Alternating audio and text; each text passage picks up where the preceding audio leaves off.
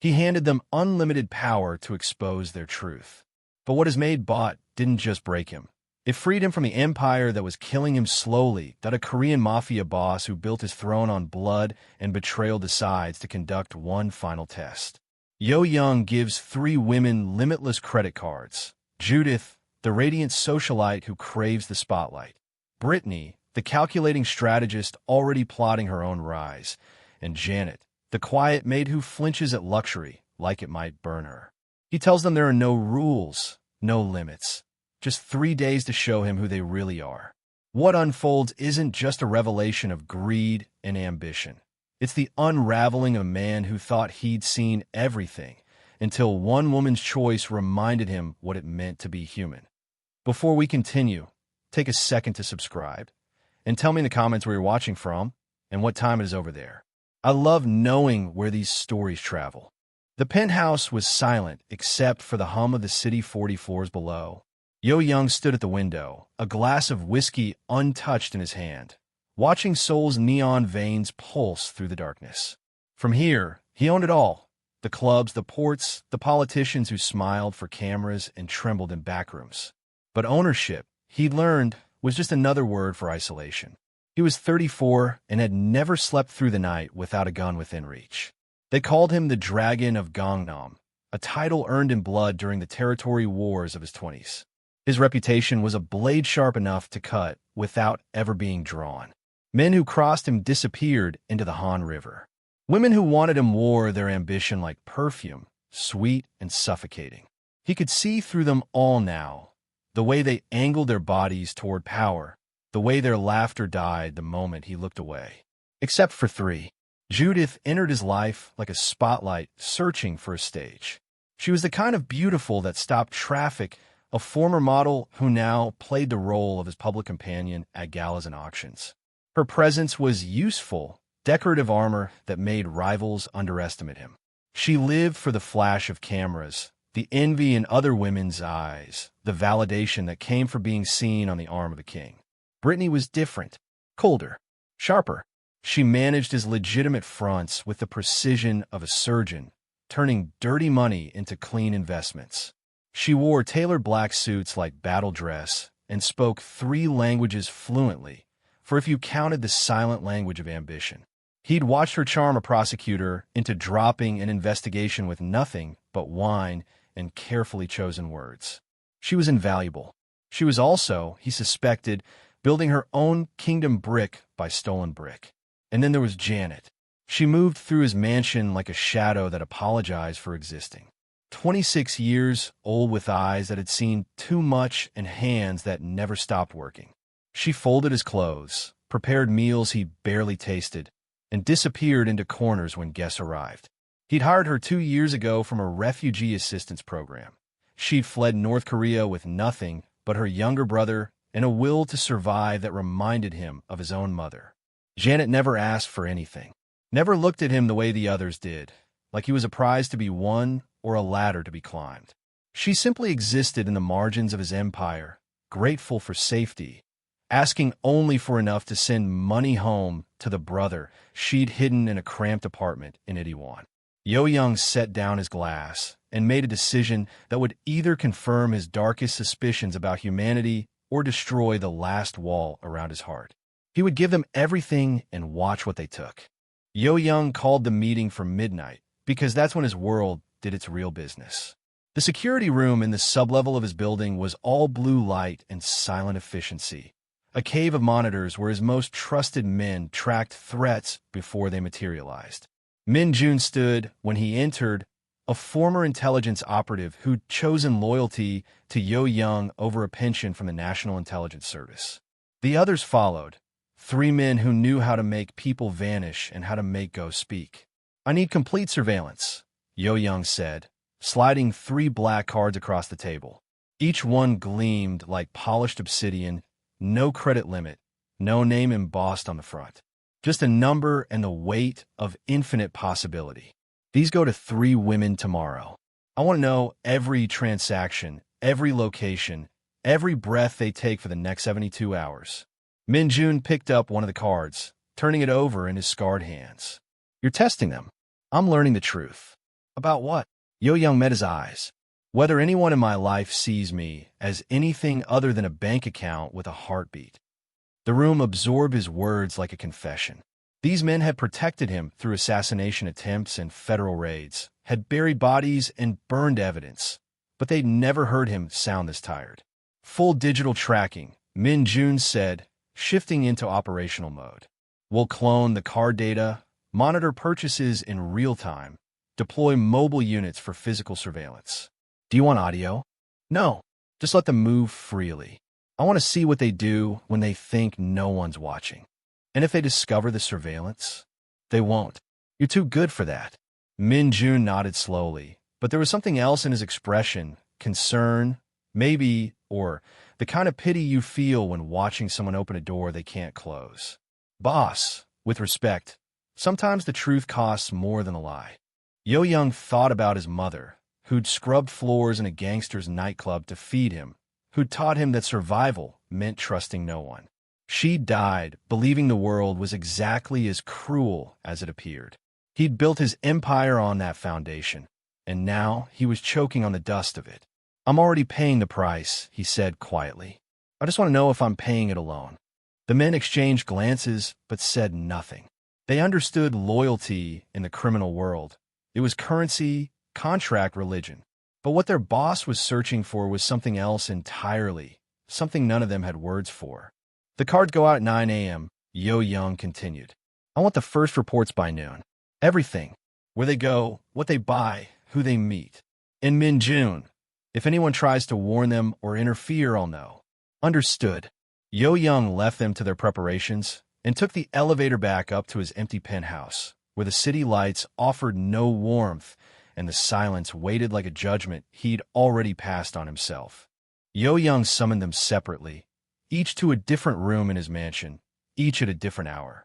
He wanted their reactions pure, uncontaminated by witnesses or performance.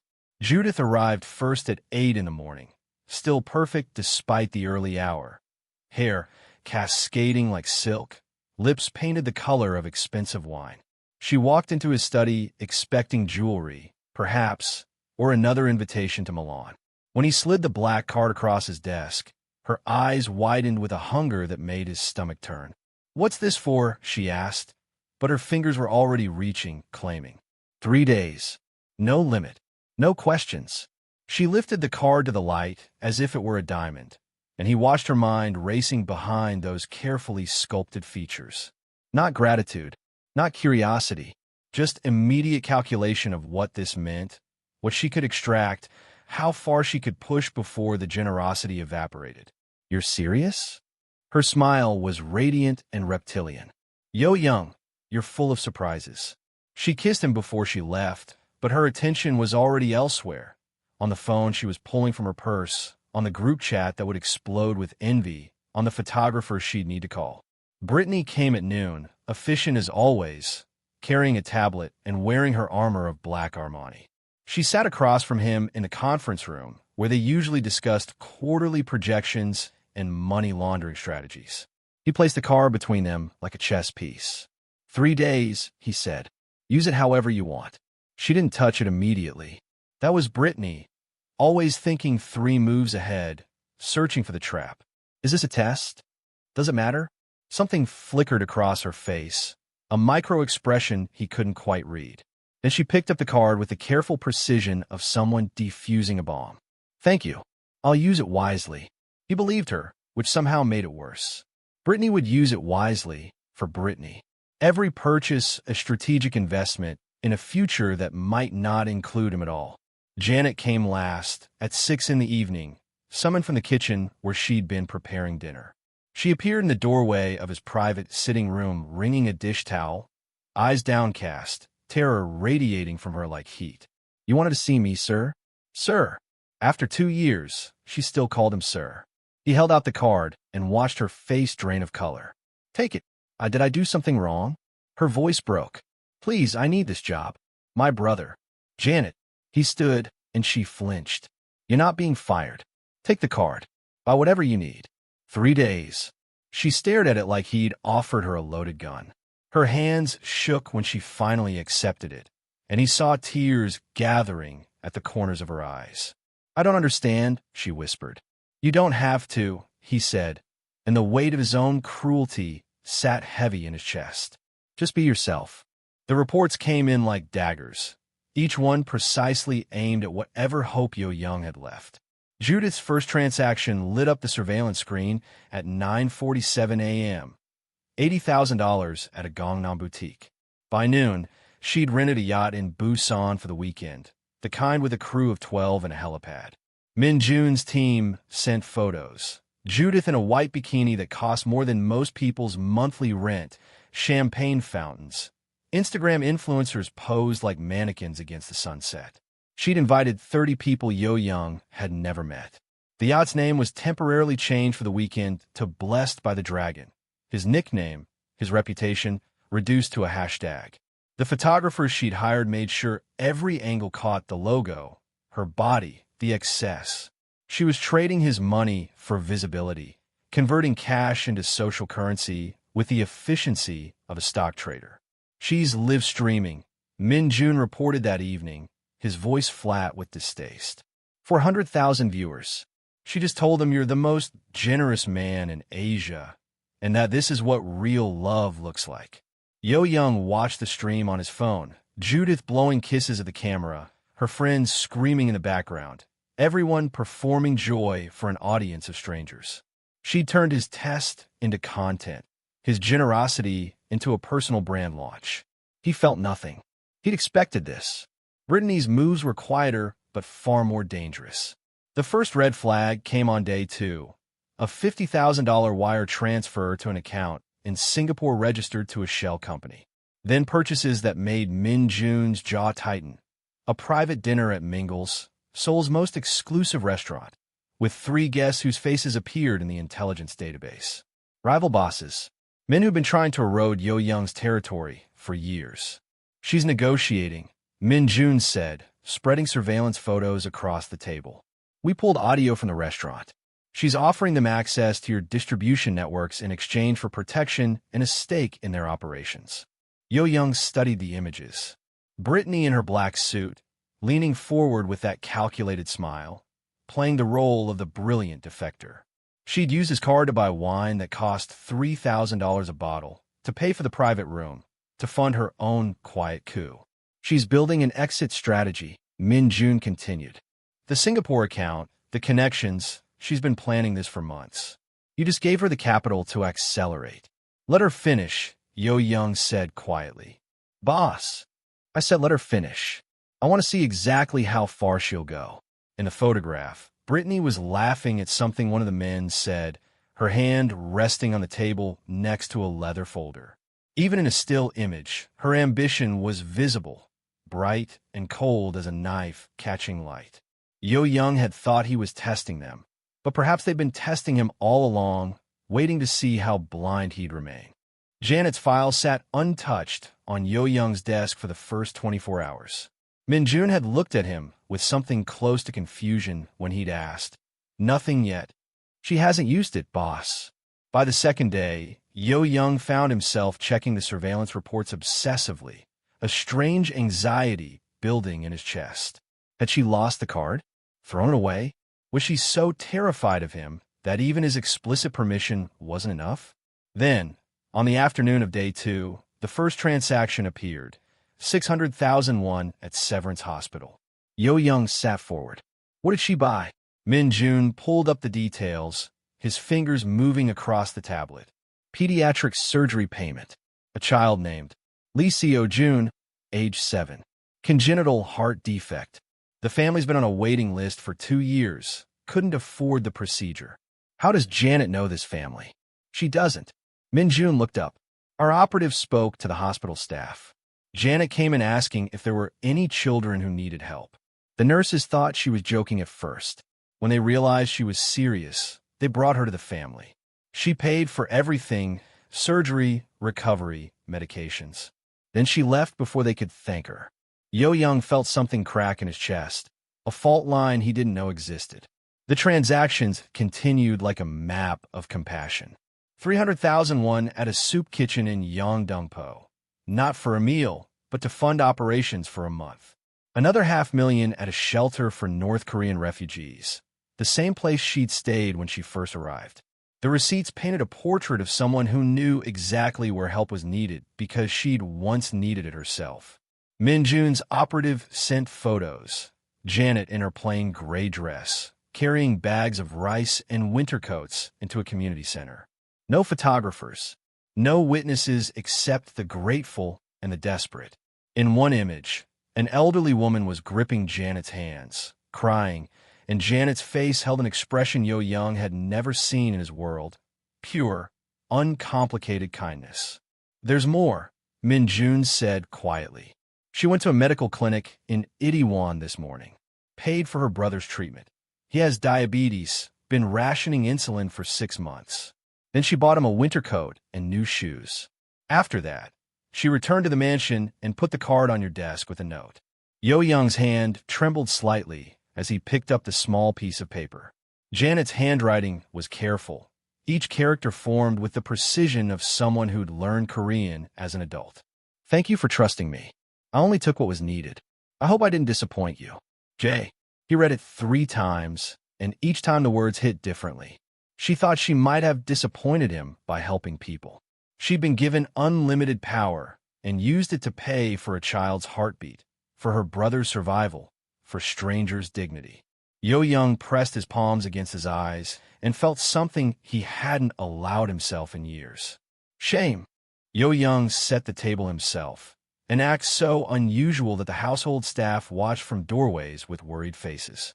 He placed 3 settings at the long dining table in his formal hall, the room where he'd hosted politicians and crime lords, where deals were sealed and fates decided. Tonight will be different. Judith arrived first, glowing with the artificial radiance of someone who'd spent 3 days being worshipped. She wore a new dress, something white and expensive that probably cost more than Janet earned a year. She kissed his cheek and settled into her chair like a queen claiming a throne. Brittany came next, perfectly composed in black, her expression calm, but her eyes calculating the room's energy. She nodded to Judith without warmth and sat with the posture of someone ready to negotiate. Janet entered last, summoned from the kitchen where she'd been preparing the meal. She froze in the doorway when she saw the others, confusion and fear crossing her face. "Sit," Yo Young said, gesturing to the 3rd chair. "Sir, I should serve." "Sit down, Janet." She obeyed like someone approaching an execution, sliding into the chair and folding her hands in her lap. The contrast was almost obscene. Judith radiant and decorated, Brittany armored in confidence, and Janet small and terrified between them. Yo Young remained standing at the head of the table. The food sat untouched. No one moved. 3 days ago, I gave each of you unlimited access to my wealth. He began, his voice quiet but sharp enough to cut. No rules. No restrictions. I wanted to see what you valued when you thought no one was watching. Judith's smile faltered slightly. Brittany's expression didn't change, but her fingers tightened around her water glass. "Judith." He turned to her. "You spent $80,000 on clothes you'll wear once. You rented a yacht to perform for strangers. You turned my generosity into a social media campaign and used my name to buy followers." Her face went pale beneath the makeup. "I thought you wanted me to enjoy. You enjoyed being seen, not being free. There's a difference." He shifted his gaze. "Brittany, you wired $50,000 to Singapore. You bought dinner with my enemies and offered them my territory like it was yours to sell. You've been building an exit for months, and I just funded your betrayal." Brittany didn't deny it. She met his eyes with defiant calm. "You would have done the same in my position. Perhaps, but I wouldn't have pretended it was loyalty." The silence stretched like a wire about to snap. Then Yo Young looked at Janet, and his voice softened in a way that made both other women flinch. "And you paid for a child's surgery, fed refugees, bought your brother medicine. You took what you needed and gave away the rest." Janet's eyes filled with tears. "I'm sorry, I shouldn't have. You're the only one with nothing to apologize for." He pulled an envelope from his jacket and placed it in front of Brittany. "Your severance. You have 24 hours to leave Korea." Another envelope for Judith. "Your things will be packed by morning." Don't come back. Both women stared at him in shock, but neither argued. They understood dismissal when they heard it in his tone, final and absolute. Janet sat frozen, watching her world collapse around her, certain she would be next. Judith left first, her heels clicking against marble like gunshots in the silence. She didn't plead or cry, just snatched the envelope and walked out with her spine rigid, already composing the narrative she'd sell to tabloids. The victim's story she'd perform for the cameras. The door closed behind her with a finality that echoed through the mansion. Brittany took longer. She stood slowly, the envelope unopened in her hand, and looked at Yo Young with something almost like respect. You know I would have made you richer. I'm rich enough, he said. I wanted to be human. She smiled then, cold and beautiful. That's the one thing money can't buy you, Yo Young. You built this empire on bodies and fear. One kind, Maid, doesn't erase what you are. The words landed like bullets, and he let them. She was right, in a way that made his chest ache. Brittany walked out with her head high, already planning her next move, her next king to serve or betray. When the door closed, Janet bolted from her chair. Sir, please, I'll pack my things. Sit down. I don't understand what's happening. Janet, he moved toward her, and she went still like prey before a predator. But he didn't tower over her. Instead, he did something that shocked them both. He sat in the chair Judith had vacated, making himself level with her. You're not being fired. You're not being sent away. Then why? Because I need to apologize to you. Her mouth opened, but no sound came out. Yo Young looked at his hands, the same hands that had broken bones and signed death warrants. I've spent 15 years building an empire where everyone has a price, where trust is transaction and love is leverage. I tested you like you were another asset to evaluate, another tool to measure. He forced himself to meet her eyes. You deserved better than that. You gave me a chance to help people, Janet whispered. No one's ever trusted me with anything before. You've been invisible in this house for 2 years. I watched you work until your hands bled. I knew your brother was sick, and I never asked if you needed help. I've been blind, Janet. Deliberately blind, because seeing meant admitting that my whole world was built on nothing real. A tear traced down her cheek. What do you want from me now? It was the right question, the only question that mattered in his world. Everyone wanted something. But as Yo Young looked at this woman who'd spent his money on strangers' heartbeats, he realized he was the one with wants. I want to learn how you see the world, he said. I want to understand what it means to give without counting the cost. His voice cracked. I want to stop being the dragon and remember how to be just a man. Janet reached across the table, her small hand covering his scarred one. Then we start there, she said softly, with being human. And in the empty mansion that suddenly felt less like a fortress, Yo Young began the hardest fight of his life, the battle to become someone worth her faith. The change didn't happen overnight, because real transformation never does.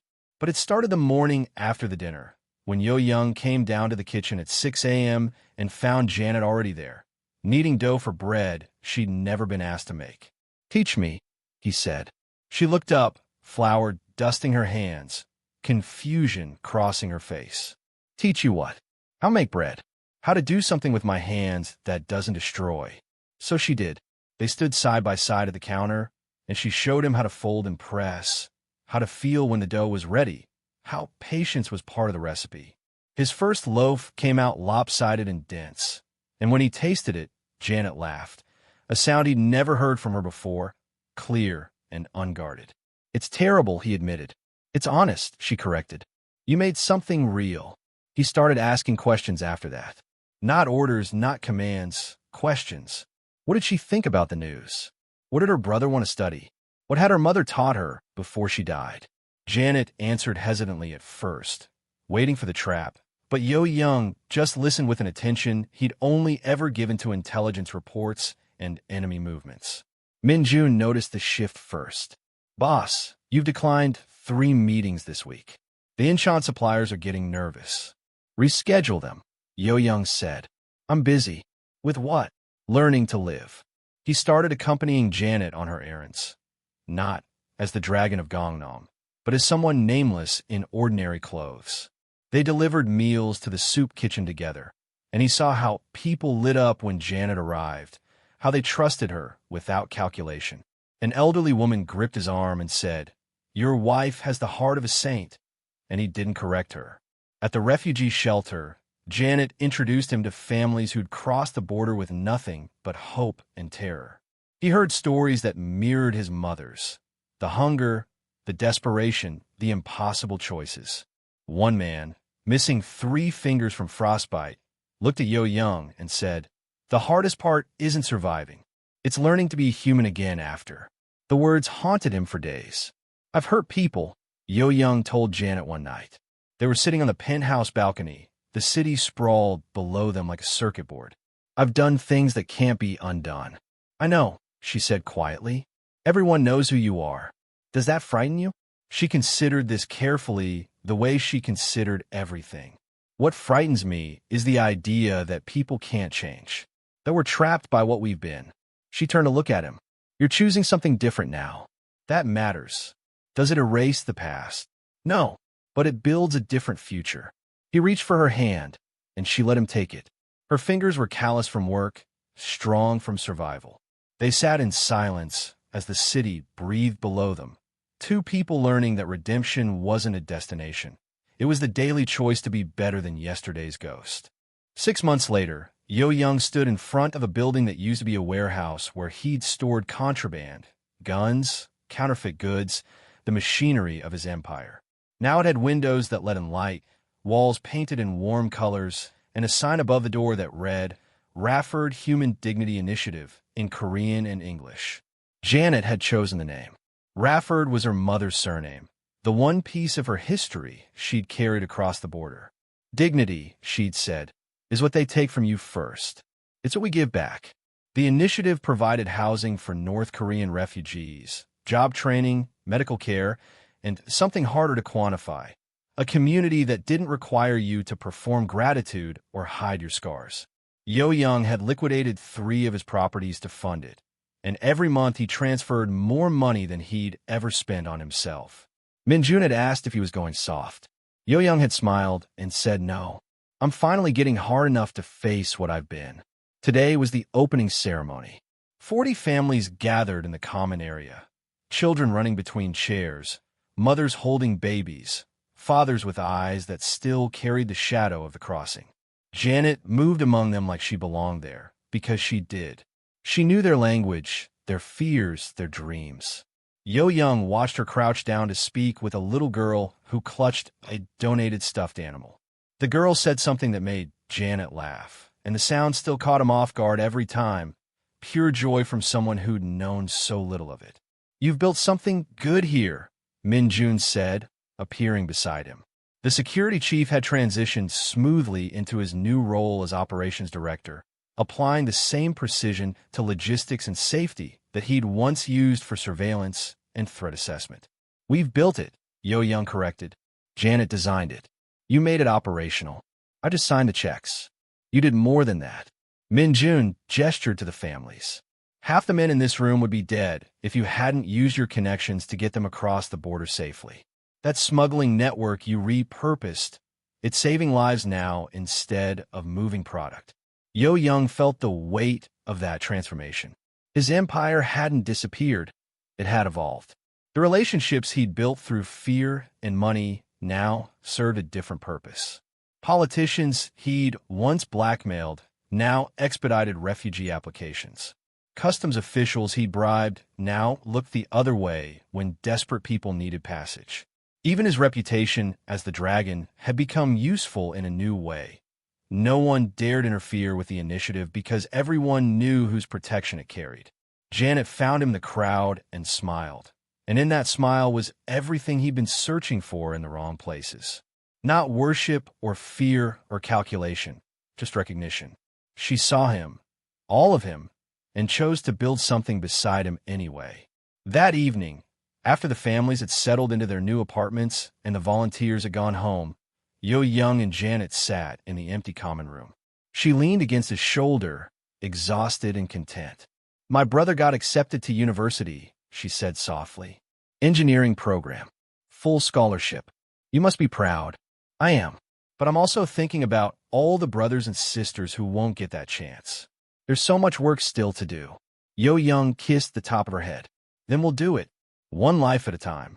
Outside, Seoul's neon lights painted the sky in shades of ambition and desire. The same city where he'd built his throne of blood and fear. But inside this building, in the quiet space between heartbeats, Yo Young had found something his empire could never give him. He'd found home, not in the mansion with 40 rooms he never used, not in the penthouse that touched the clouds, but here, in the measured breathing of the woman beside him, in the laughter of children who would grow up safe, in the knowledge that his hands could build instead of break. The dragon of Gangnam was dying, slowly and deliberately, making room for someone simpler. Someone who baked terrible bread and listened more than he spoke. Someone who'd learned that power without compassion was just organized loneliness. Janet's hand found his in the darkness, and he held on like she was the only thing keeping him tethered to his humanity. Because she was.